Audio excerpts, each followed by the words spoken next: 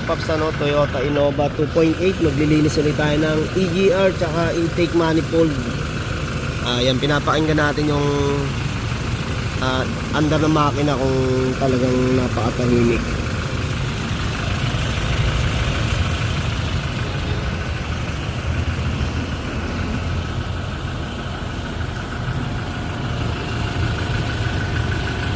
Okay, ito nga paps, napakatahimik ng makina ni boss, kasi alaga sa chain oil. Tapos syempre yung yung diesel ni boss talagang shell lang, niya talaga langis. Ayan. Every 5,000 o wala bang 5,000 nagpapalit siya ng langis. Kaya sa 120k mileage, titignan natin kung madumi na ba talaga yung ating EGR tsaka intake manifold. Ayun. Sama ko lang si Boss. Ito, kasama natin si Boss Louie. Yan, pumasyan dito sa Taytay Rizal. Okay, susubukan namin na linisin niya yung EGR dahil ito alagang-alaga ni Boss to.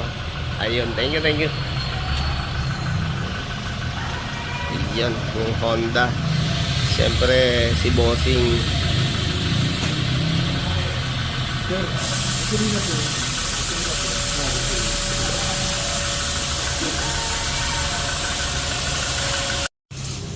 Okay, ito na nga po yung ating pinaka throttle body ng 2.8 na Innova. Okay, yun nga mga paps, pag-alaga natin sa chainsaw talaga yung ating sasakyan tsaka sa fuel, ganon, maganda, malinis. Ayun ang kagandahan, yung ating EGR valve tsaka intake manifold is hindi rin ganon kadumi. May carbon na saktong-sakto lang na lilinisin natin, gaya nito. Ayan, kinukuskus na ni partner para ayan, basta yung lang yung maaabot lang, tapos huwag mo na masyadong puwersahin yung loob kasi may degreaser naman tayo dyan na panlinis mamaya. Pati nga sige. Tapos yung ating EGR cooler, ayan, basta yung sa labas lang mapadaanan mo lang, okay na yun. May pantunaw tayo mamaya dyan yung ating degreaser na chemical.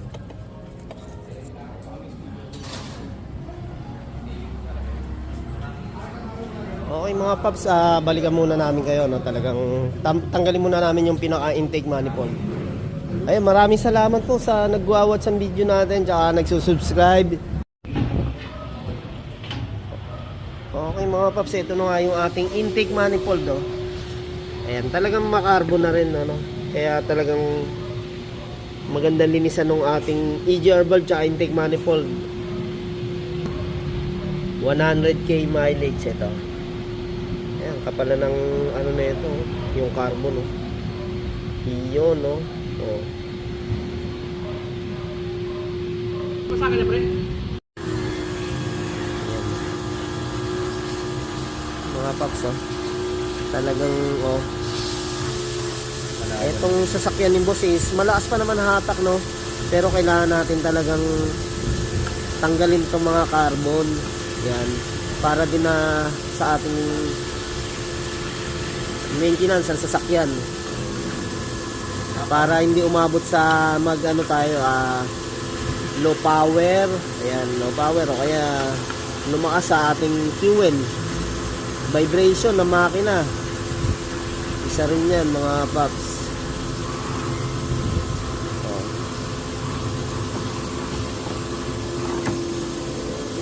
Okay, yun na nga mga paps yung ating cooler.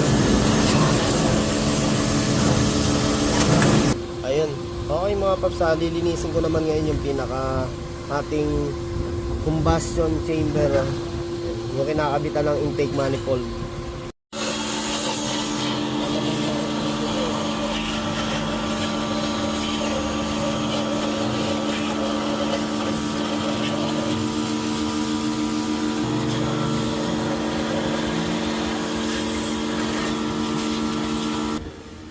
Okay mga paps, nilinisan na natin ng diesel o kerosene.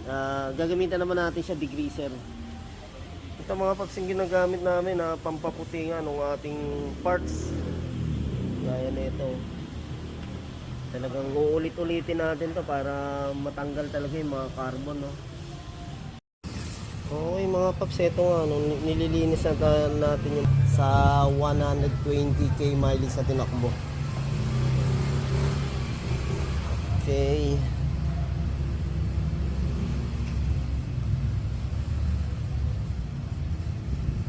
Ayun, kailangan natin talagang sikwatin yung pinakabutas para makuha natin itong mga carbon na to. Yun,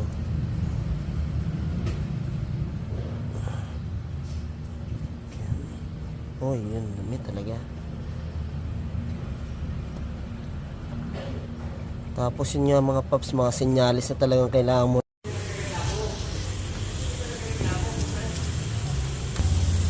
Okay, yun nga mga paps, salinisan natin. Okay, yung nakasalpak na yung ating intake manifold mga paps. Yung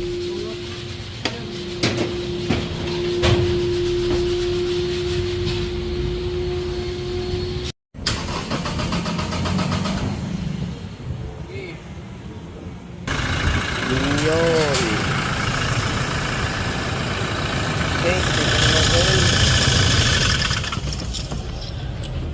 Okay, yan nga mga paps, binalik na namin yung coolant ni boss, no? Tapos pinay-start namin.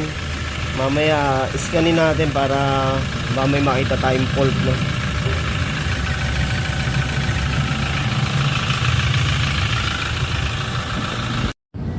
Okay mga paps, ito yan doon, pagkatapos natin linisin ng EGR, saksakan natin ngayon ng ating OBD para talagang walang fault.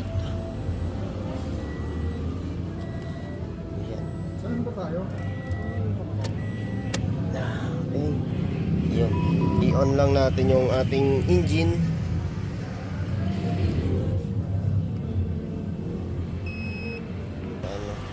Ayan paps, punta tayo sa trouble codes natin.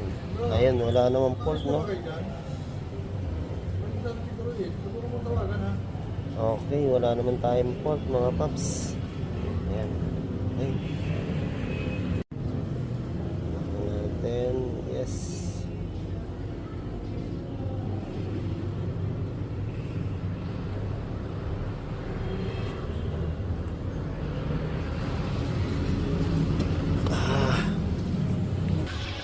Okay, yun, labad nga kami na naman ng